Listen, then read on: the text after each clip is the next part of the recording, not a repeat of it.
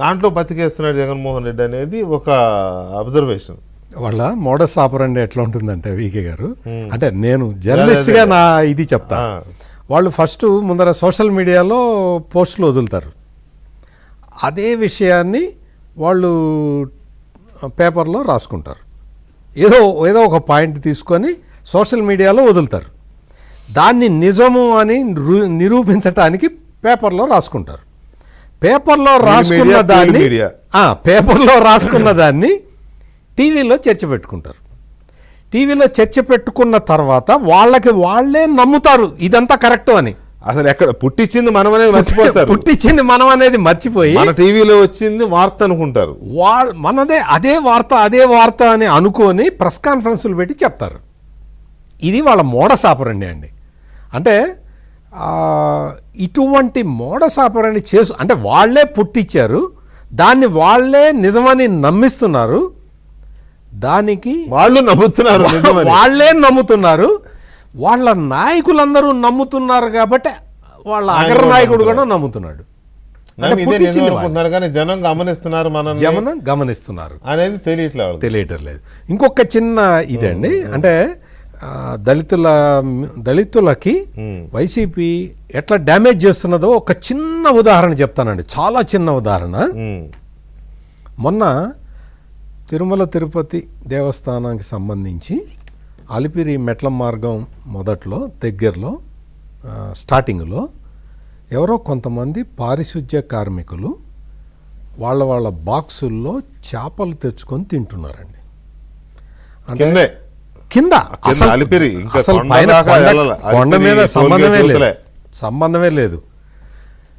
తింటుంటే దాన్ని వీడియో తీసి వైసీపీ తన అఫీషియల్ ట్విట్టర్ హ్యాండిల్లో పోస్ట్ చేసింది.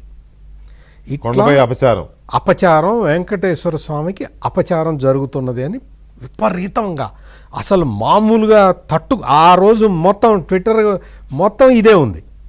అంత దారుణంగా ప్రచారం చేస్తే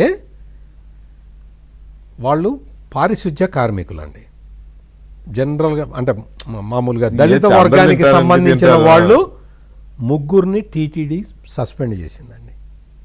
ఎవరికి నష్టం జరిగింది? కేవలం నీ రాజకీయ క్రీడ కోసం, తిరుమల తిరుపతి దేవస్థానం పవిత్రత లేదు, అది మంటగలిసిపోతున్నది అని చెప్పి నువ్వు రాజకీయంగా లబ్ధి పొందటానికి నువ్వు బలి తీసుకున్నది ఎవరిని? పారిశుద్ధ్య కార్మికులు అంటే బలహీన వర్గాల వాళ్ళే అయి ఉంటారు. వాళ్ళే అంటే నువ్వు చివరికి వాళ్ళ పొట్టే కొట్టావు. ఇది జరిగింది ఎప్పుడో 5 సంవత్సరాల కిందట, 6 సంవత్సరాల కిందట కాదు, మొన్న జరిగింది.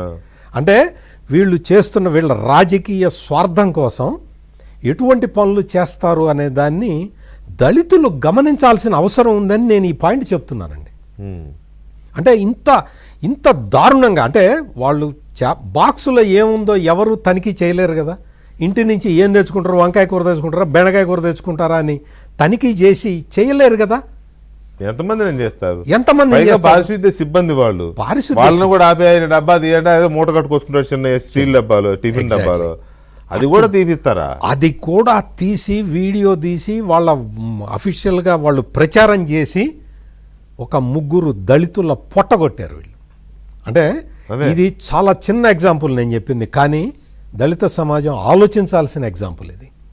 ఇటు ప్రతిసారి ఇట్లాగే చేస్తూ ఉన్నారు.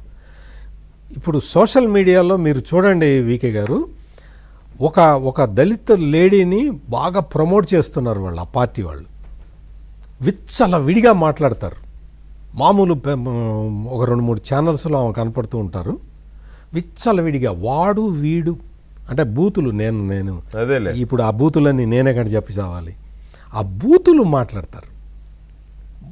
ఎదుటి వ్యక్తిని, ప్యానల్లో ఉండే ఇంకొక వ్యక్తిని ఉద్దేశించి లాములు దౌమలు అది మాట్లాడే. ఇక్కడ పాయింట్ ఏంటంటే సార్, అంటే మీదే ఉంది కానీ మీరు సీనియర్ జర్నలిస్ట్, ఈ ఛానల్ కూడా కొంత సెన్సిబుల్గా ఉండాలండి.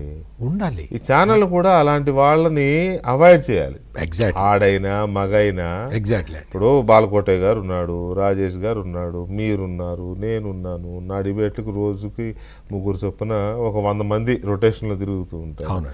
Never happen like this. ఏదో 1 or 2 అన్ఎక్స్పెక్టెడ్ అన్ఫార్చునేట్ థింగ్స్ జరిగినాయి, అది ఆ తర్వాత సెటరేట్ చేసుకున్నాం. అది కూడా అప్పటికప్పుడు టైమ్లీగా వచ్చిన ఆవేశం అది.